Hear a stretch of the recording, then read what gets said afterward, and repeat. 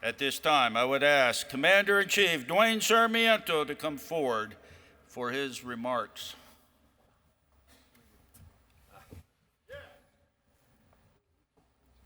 All right. Ladies and gentlemen, distinguished guests and comrades, it is an honor to stand before you today as your Commander-in-Chief in this beautiful city of Phoenix, Arizona. It's a dry heat, right, Gene? It's a dry heat. We're here for the 124th National Convention of the Veterans of Foreign Wars of the United States.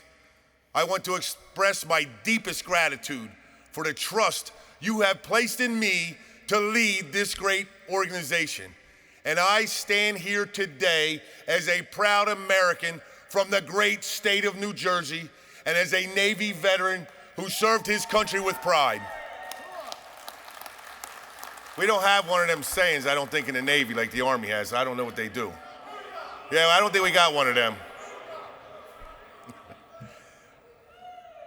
I would like to thank God for his divine providence and direction in my life and pray for his continued guidance. To the past Commander-in-Chiefs, especially past Commander-in-Chief Lisicki, Wallace, Spira, Schmidt, Lawrence, and Roche, who have mentored and guided me through this process, thank you. As this journey continues, my ears will continue to be open for words of wisdom and mentoring. Thank you to the Great Eastern Conference for having faith and trust by granting me this opportunity to lead our great organization. Thank you to the Department of New Jersey, particularly VFW District 13, and a huge thank you to my post, the Anthony T. Callista, VFW Post 5579, for your confidence and support. You have never waned or failed in supporting me. Thank you from the bottom of my heart. That's a Ric Flair. Woo! Woo! To all the comrades, department officers, both past and present, and to all the members of the respective departments who have offered me support and advice as I traveled around these last 2 years. Thank you.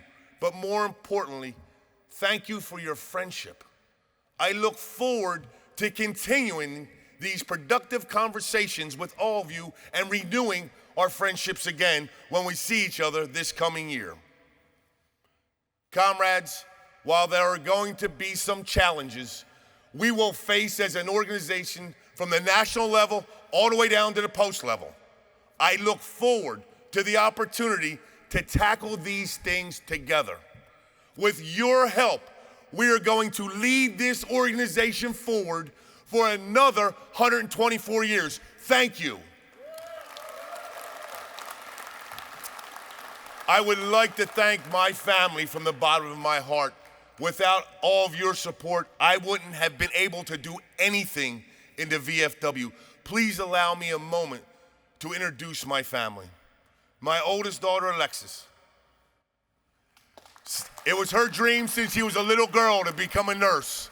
She has fulfilled that dream and has been a registered nurse for the past 9 years. I love you and I'm so proud of you. To my middle child, I call her my little motivator. She spent 5 years on active duty with the United States Marine Corps and continues to serve in the Marine Corps Reserve. She is a proud life member of VFW Post 5579 in Gibbstown, New Jersey, earning her eligibility, having serving overseas in Operation Inherent Resolve. I love you, Gabrielle. My son-in-law, Brett, also a Marine Corps veteran and life member of Post 5579, earning his eligibility while serving in Afghanistan. Our grandson, Jack. He is the twinkle in all our eyes. My son, Michael, who is currently serving in the U.S. Navy. He's a Navy corpsman serving with weapons company, 2nd Battalion, 4th Marines. He just returned recently from a 7-month deployment to the Western Pacific. No, he wasn't eligible, didn't get, he just did a regular old Westpac for the sailors, which is probably usually better. I want to thank my whole family for understanding all those times in my career that I may miss something while you were growing up. I truly mean that. To my wife, Ellen. Hello? For 31 years of our marriage, you have been my rock and my soulmate. Without you, none of this would have been possible. I love you so much. Two people that aren't here are my mom and dad, both who have passed. My father signed me up. He was a 50-year VFW member, signed me up in my hometown post in Gibbstown, 5579 in 1990 while I was serving in Operation Desert Shield. I know they're looking down on me, and I hope I've made them proud. Mom, if you're listening, I would like to take this time to say thank you, because somewhere around June of '68, she said yes to my dad, and I came out in March of '69. So if you say that, thank you. As I look into the sea of familiar faces, I'm reminded of the shared experiences and sacrifices and the bonds that have brought us together. We have come from different walks of life, but we share a common thread: a deep love for country and an unwavering dedication to veterans. Absolutely. That's why we are here, all of us.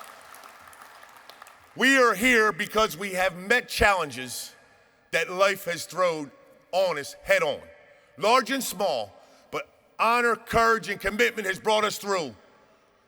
Today, I humbly stand here as a testament of the limitless potential of our nation and a product of the American dream. As a kid from New Jersey, I never imagined I would be here to accept such a prestigious position in one of the most prestigious institutions in our country. You know, when I enlisted in the Navy, I was looking for adventure. And let me tell you, I found it. But you know what else I found? I found the values of honor, duty, and service. It was there I truly understood the strength that comes from people of different backgrounds united by a common purpose.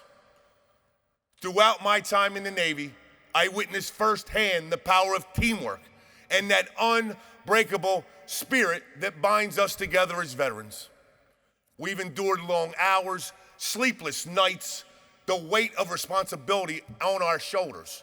But through it all, we persevered. Those formative years taught me much about camaraderie and spirit de corps. It was only natural for me to join the VFW, an organization that means so much to generations of veterans. Throughout the history, our nation has faced countless challenges, both at home and abroad. From the battlefields of World War I and World War II, to the jungles of the Philippines, Vietnam, Panama, to the deserts of Kuwait, Somalia, and Iraq, to the mountains of the Korean Peninsula and Afghanistan, we have always answered the call. We have never faltered in the defense of freedom and demonstrated an unwavering commitment to each other. But our challenges did not end when we redeployed. For many of us, the real challenge began when we hung up our uniforms.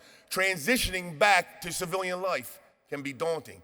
We faced a new set of battles against unemployment, homelessness, and the invisible wounds of war. We've experienced the pain of loss, the sacrifice of separation from our loved ones, and the hardship of readjusting to civilian life.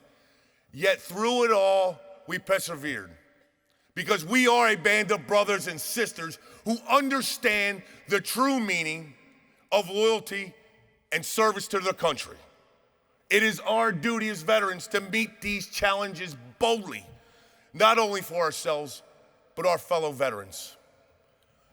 The VFW has always been a beacon of hope and support for veterans. And as Commander-in-Chief, I am committed to continuing the legacy of advancing the mission of the three key pillars of the VFW: advocacy, assistance, and camaraderie. Advocacy lies in the heart of our organization. We must continue to be the voice of all veterans, fighting for their rights, benefits, and recognition. they so rightly deserve. We will work tirelessly with lawmakers, government officials, and the public to champion the needs of our veterans and their families and their communities. We must advocate for better mental health support, and employment opportunities for our returning heroes. Our organization, the Veterans of Foreign Wars, is the shield that guards the rights and benefits of our active duty troops. It is the shield that guards the rights and benefits of our nation's veterans and families. The debt doesn't have a price tag, nor do we look for it to be repaid. This is what we stand for. This is who the Veterans of Foreign Wars are, and as one member still standing in our beloved organization, we will never stop doing this. Yeah, absolutely. You know that.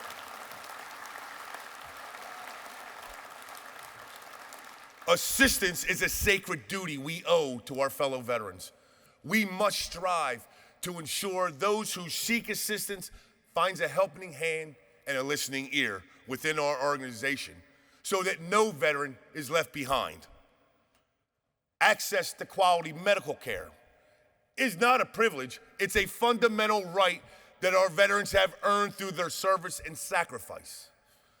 We must work tirelessly to ensure our VA hospitals and clinics are adequately staffed, well-funded, and equipped to provide the highest standard of care to our veterans. Thank you. We are changing the mindsets of veterans concerning our beloved organization. It is required to make continuing progress so that no one will take away our benefits. No one will take away what is due to the 8% of Americans that have served the United States in uniform. We will not be marginalized. We will not become some secondary citizen to some other group. We are veterans who swore an oath to our country. We wrote that check that said up to and including our life, and we'll never be ashamed of that.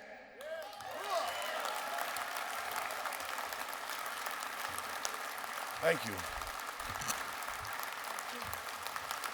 Please. Thank you. That's it.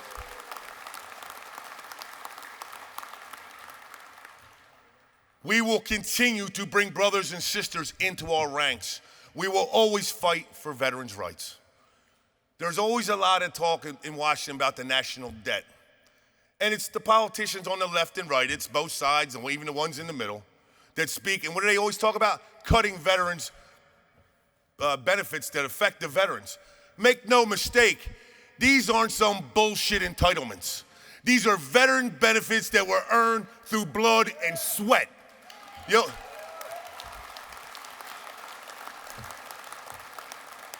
The only national debt I know is the debt to the millions of Americans who served our country and are buried in cemeteries in the U.S.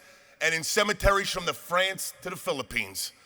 This is the national debt that this country owes to veterans.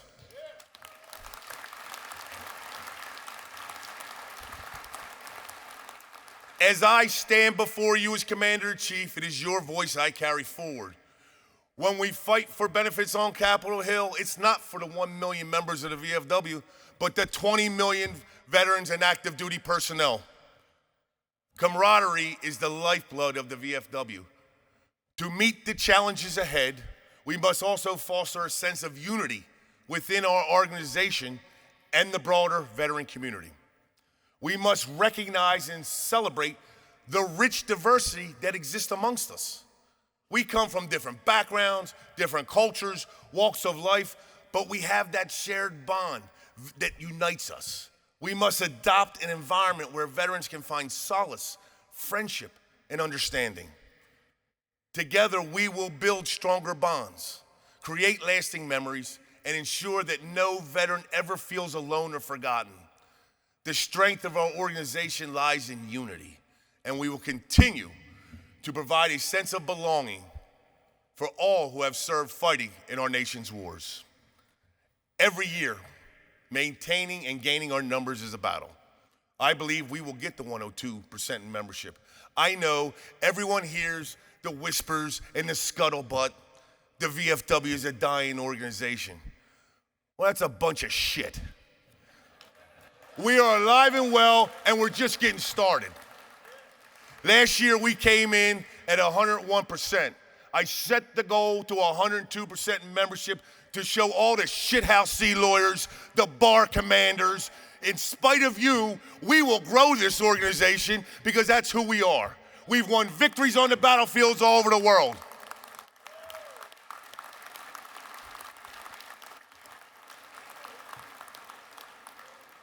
But believe me, it'll take the same dedication, the same devotion, and the same perseverance. Let it be said 1 year from now that we have failed. We need each of us to take a hard look within ourselves and determine, do we still have the same heart we had when we joined the organization? Do we have the same motivation that helped us and members throughout the 124-year history reach out to prospective members and invite them to join our ranks? Just as the early members of the VFW more than 100 years ago looked at those recently returned World War I doughboys as the future of the organization, we too must extend a welcoming hand to today's generation of veterans. It is through their involvement that we can infuse fresh perspectives and energy into our fraternity. But we just can't focus on recruiting alone. We need to focus on cultivating leadership amongst our existing members. By embracing a leadership role within our organization, we can unlock its full potential, empowering the VFW to make an even greater impact on the lives of all veterans. Yes.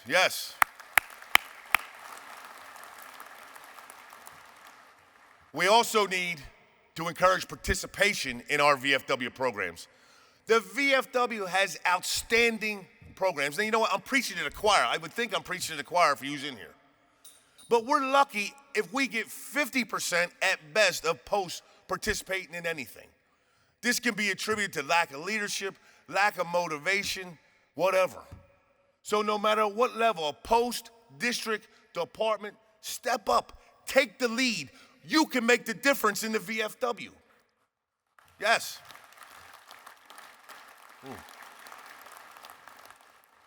Furthermore, it is vital we continue to promote the values of patriotism and citizenship amongst our youth.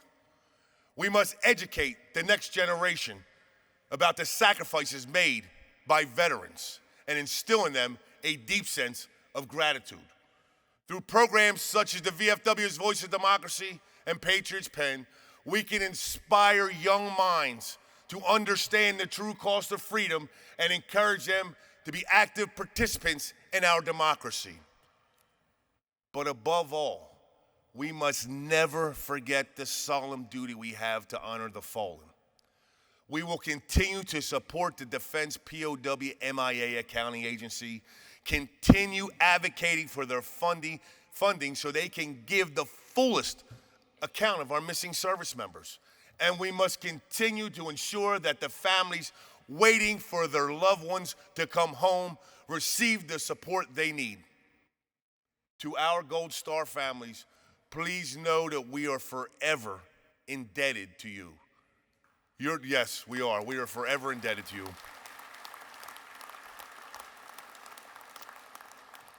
Your loved ones have made the ultimate sacrifice and will never be forgotten. We will work to preserve their legacies, ensuring they will live on through our collective memory. Comrades, 2022 was a successful year for the VFW, but our work is far from over. As veterans, we understand that challenges will always be a part of life. We will work constantly. The world is constantly evolving, and we must be ready to adapt and meet the challenges that lie ahead. We must continue to advocate the needs of our veterans, ensuring they receive the support and the care they deserve. We must stand up for our active duty service members and families, recognizing the sacrifices they make every day, and we must continue to be a force of good in our communities, leading by example, showing our fellow citizens what it means to be a veteran and what true patriotism looks like. We have faced challenges before. We have overcome them with courage and resilience. Today, we stand at a threshold of a new year worth of new challenges, but I have no doubt we will rise to meet them just as we always have done.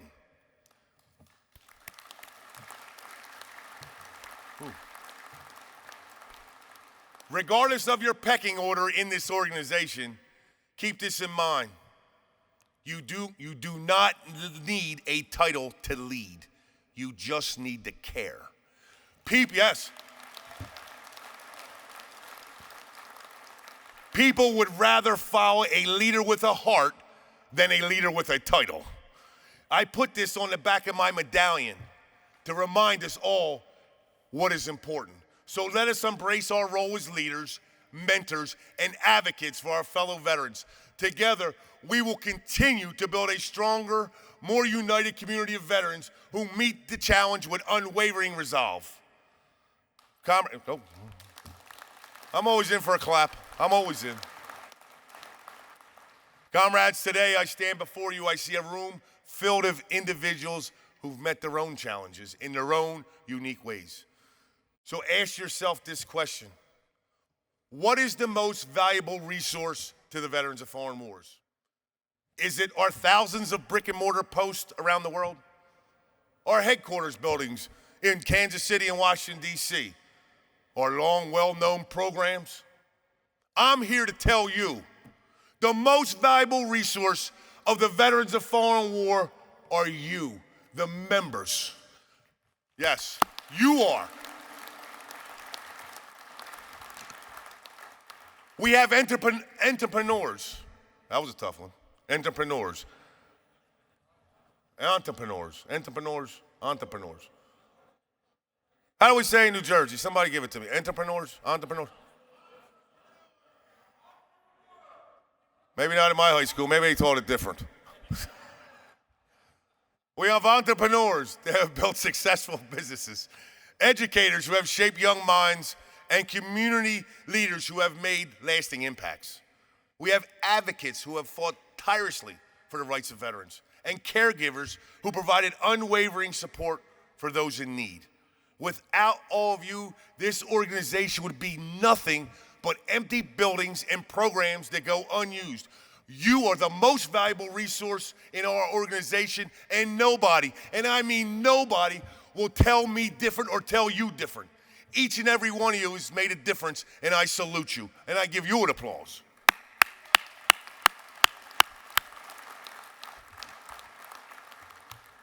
But know this, no matter how brilliant a person is, no matter how hardworking they are, no matter how much they love the VFW, that person is only one person. But if we unite, like we've seen in the storied history of our organization, if we face a crisis, a difficulty, or a problem, we face it together. And we as the members of the Veterans of Foreign Wars, I'm getting all tongue-tied up here, man. We got wars, wills. Hold on, let me get a drink of water. That might fix it.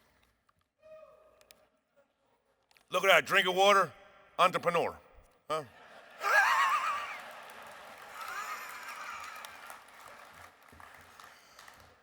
We face all these challenges together, and we as veterans and members of the Veterans of Foreign Wars will always fight to overcome any issue presented.